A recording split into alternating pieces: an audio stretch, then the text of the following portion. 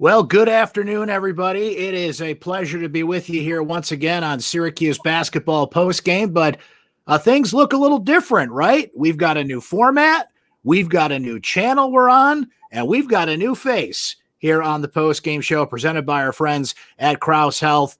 Right off the bat here as we discuss a Syracuse basketball win, and what a win it was. The offense explodes against Boston College today. Final score of 101-63. Let me welcome in somebody who you're going to be seeing on Syracuse postgame with us here, Mike Curtis from syracuse.com, who has joined the beat for basketball, has joined the beat for football. You've been reading his stuff, and if you haven't been, you should be. Get on there and read Mike's stuff, and, of course, follow Mike on Twitter as well. Welcome, sir. Thank you for having me, man. It's a pleasure to be here, pleasure to be talking basketball. Especially after a game like we just saw, man. Where did that come from? Hello. Talk about a shooting performance. Crazy stuff for Syracuse. Just crazy in a sense that, you know, you play Rutgers on Tuesday night, Mike. It was a game where, you know, Rutgers played great defense. Syracuse struggled offensively in a lot of different ways. Obviously, Buddy Boeheim was not in that game, as we'll discuss. Joe Girard really struggled in that game and had struggled in 3 of 4 games so far this season. But 5 guys in double figures today. Alan Griffin leads the way with 19 points. He's 5 of 7 from three-point range. We'll go over some numbers here shortly. Syracuse scores 100 or more points in regulation for the first time in a league game since March 5th, 2011, when Syracuse beat DePaul 107-59. That was a game Syracuse shot 71%. They shot really well in this game, as we'll go over the numbers here momentarily. And they tie a program record, Mike, 15 three-pointers in this game. Look, I want to give all credit to Syracuse here because that offense was flowing. But I think Boston College, did they take the day off from defense today? Like, what was the deal with that? This team gave Syracuse so many wide open chances. Yeah, that zone was really giving BC problems. And I think the only players that were effective were Winston Tabbs and James Carney, a guard and a center tandem who was really able to kind of penetrate that zone a little bit. But other than that, the shooting from Boston College was horrific. It was, and at home. And, Mike, I'm going to throw a stat out here in a moment. Syracuse loves going to Conti Forum. They shoot well. The offense flows in that building. But, look, Boston College's horrendous defense aside, getting Buddy Boeheim back in the lineup was a huge spark for Syracuse, and it was obviously a big help for Joe Girard. I'd like to welcome some of our commenters who are coming in, our usual friends from Facebook. Glad to see things are working in our new format here, and our friends are watching on Facebook, and we'll react to what some of you guys are saying here shortly. And as always, tell us where you're watching from. I like to see where our friends are chiming in from. But, Mike, Buddy Boeheim comes back, and it's like he never left. And, oh, by the way, he now has more career points than his dad in Syracuse history. He's the king of the Boeheims, scoring-wise anyway, in Syracuse history. Yeah, that's something he can definitely brag on at the dinner table around Christmas time. But you're right. Buddy Boeheim set the tone as soon as the game started. He had back-to-back threes on the Orange's opening possessions, and you could tell that he was really in a good zone offensively. And it seems like the rest of the team bounced off that energy. They really did. And Buddy's a leader, and they mentioned it during the broadcast, and I like how they put it today because they said when Buddy was home, he was working on his game. And look, Buddy's got an advantage there. There is a full-size, full-court gym attached to the Boeheim's home, and we saw that over the summer and the spring when, you know, we really got into the pandemic and got into the coronavirus and saw Buddy and Eric Devendorf working out in that gym. There was a great video that went semi-viral, I guess you could say, Mike, over the summer. Jim Boeheim himself, I don't know if you saw that one, popped the shot right from the top of the key, showing he's still got, you know, a little range in shooting. So, you know, Buddy was out. He did not test positive for COVID-19, but had been in contact with somebody who did. And you said it, Mike, right off the bat, early shots showed that, you know, obviously his form was good. It opened up things for Joe. Quincy Guerrier was great down low. It's like this, almost like Syracuse pitched a perfect game in a way.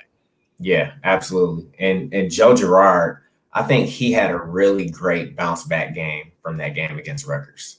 5 of 7 from 3-pointers. A lot of those threes were really deep. I remember one, he hit it from the We Are BC logo. And you could tell he was really more confident and really more confident in knowing what he wanted to do offensively, whether it was get his teammates involved or take the shot for himself.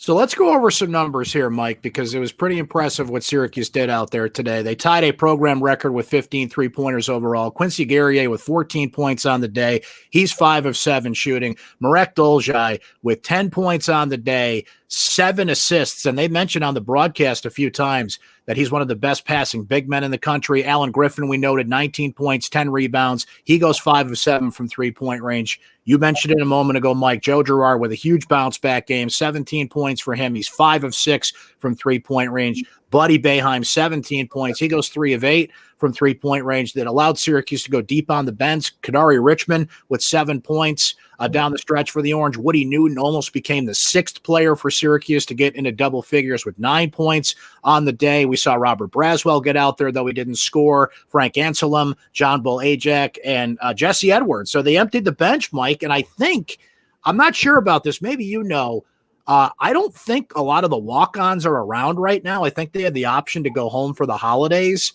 And when I think a couple of them had come in contact as well with the player that tested positive for COVID-19, who was a walk-on. So I think they're not out there. But that's the only thing that was missing from this game, it seemed, Mike, was no human victory cigars out there today. Yeah, like you mentioned, I haven't seen a lot of them participating with the team, especially recently.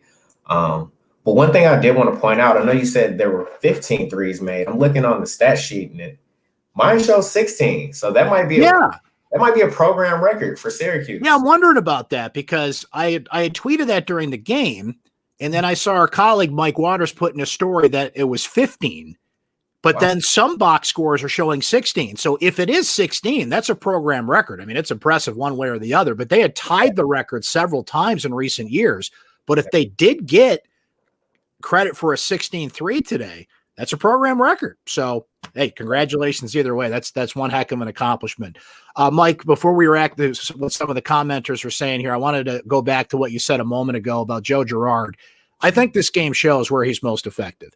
Joe, when Buddy's out in particular, he's going to draw more attention from defenses. I think, frankly, when Syracuse plays some good defensive teams, they're going to hound Joe the way that Rutgers did, the way that some other teams did this year. He's best when he's coming off screens. He's best when he doesn't have to essentially create the shot. He's coming off passes open because he can stop and pop quickly and get that 3-point shot up. And today was just one of those days. And as it goes, Mike, shoot or shoot.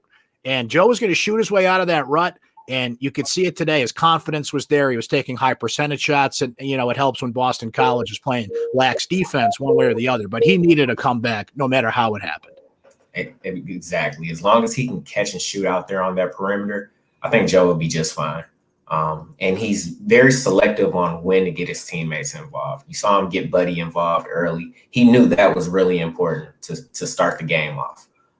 So I think Girard did a really good job today, and we'll see how he does next week against Buffalo.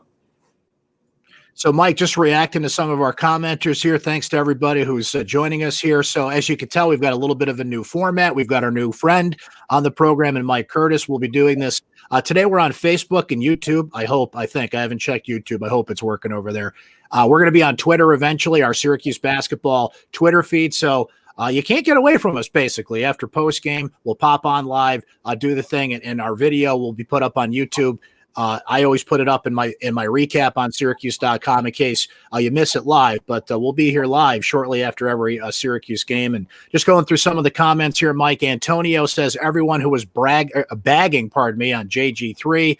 Now, what do you think? Go Orange. Bob saying and agreeing with what Antonio said about Joe. Mike checking in from El Paso, one of our regulars here on the program. Good to see you, Mike. Blake's in Houston today, saying the middle was wide open. BC had to stay with Syracuse shooters. A good bounce back for Girard. A lot of comments about Girard's game. Syracuse with a bounce back game here. And look, Mike, one way or the other, everybody's saying, who was bagging on Joe.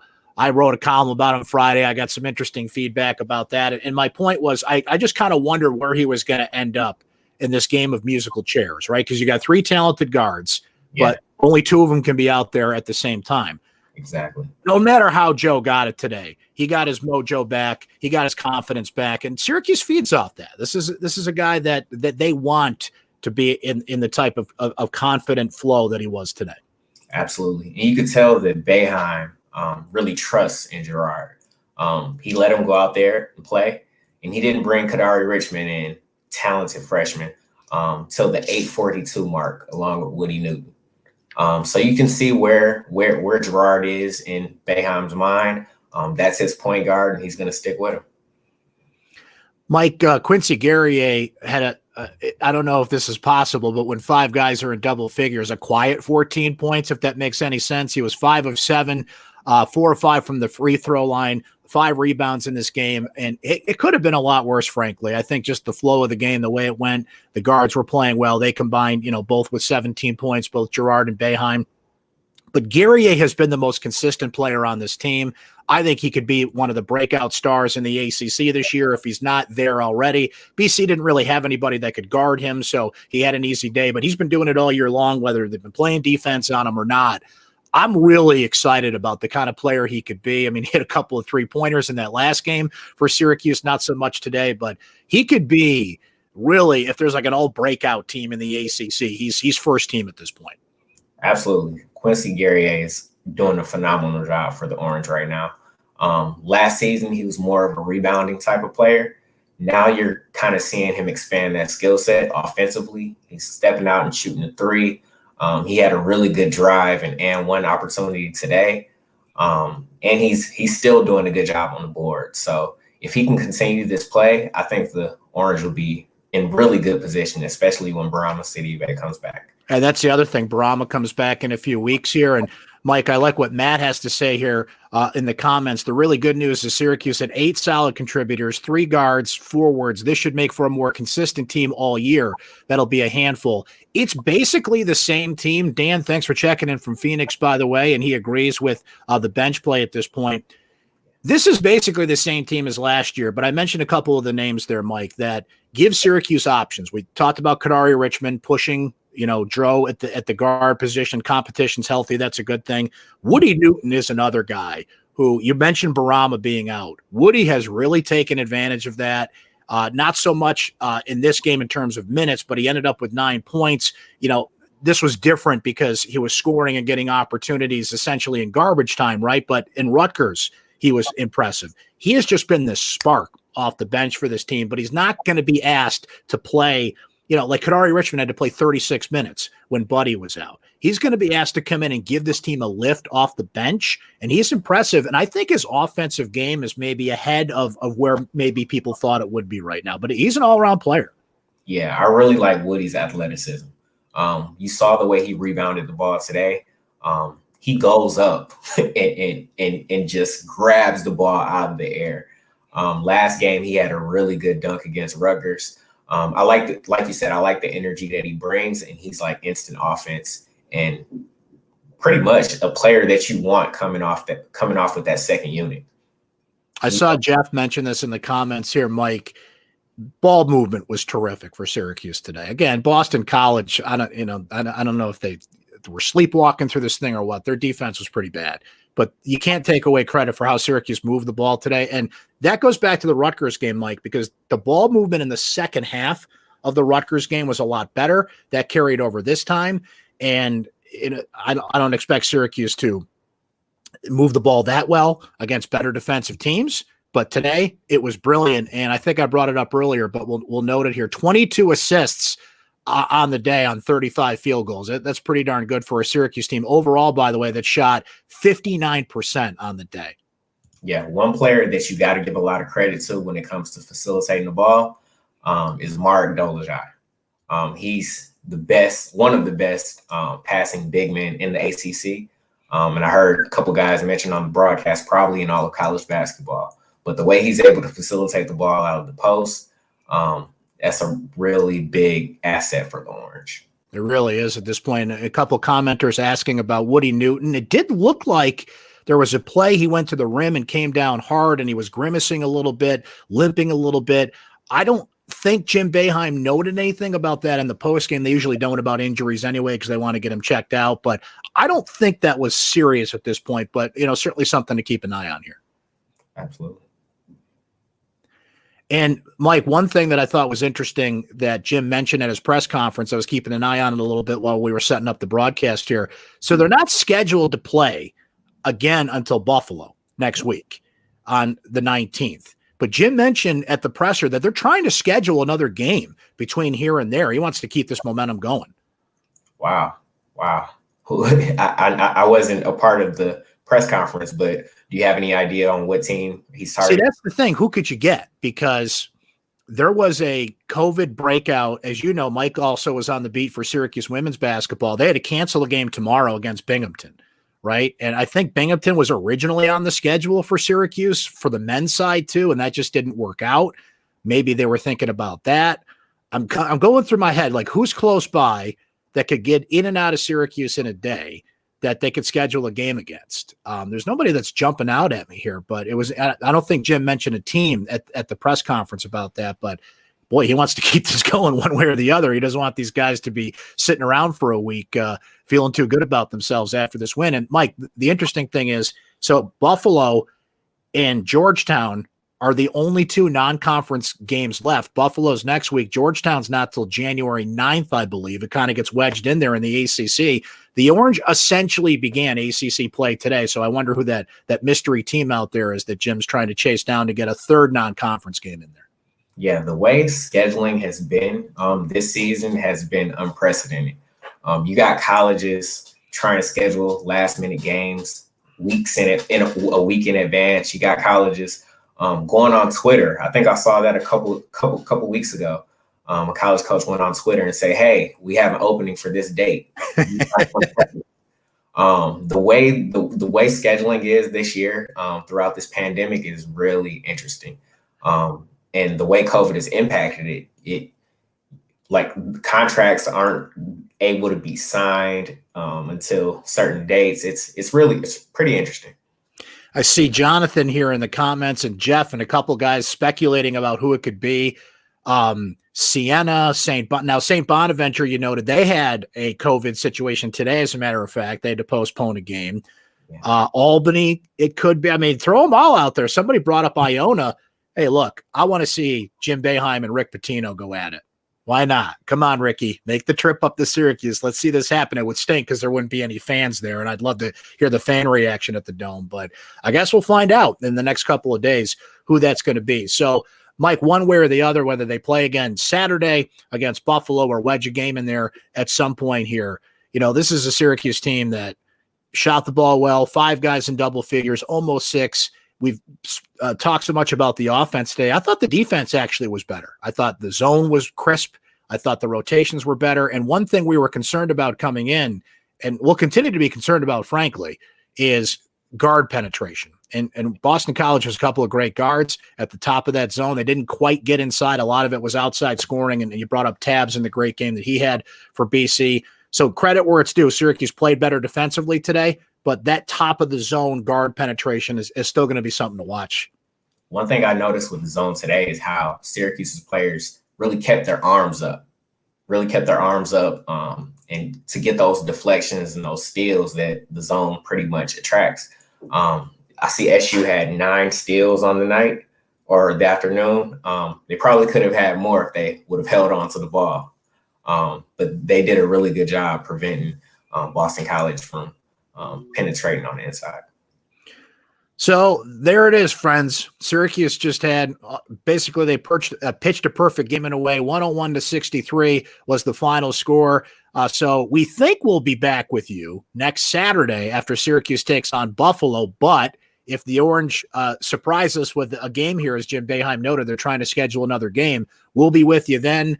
Great to welcome Mike Curtis into the fold here. Thanks to everybody who watched on Facebook and now on YouTube. We'll be on Twitter soon, as we've got this new format we're working with here that lets us go to some different formats. But great to see a lot of our regular friends from Facebook joining us here on the chat. Thank you so much for being here. We'll be with you next time, whenever that is. If Syracuse schedules another game, we'll be here right after it to chat with you. Thanks to our friends at Krause Health. Mike, welcome. Thank you for being here, my friend. We'll chat with you next time on Syracuse Basketball Postgame. Everybody have a great rest of your weekend.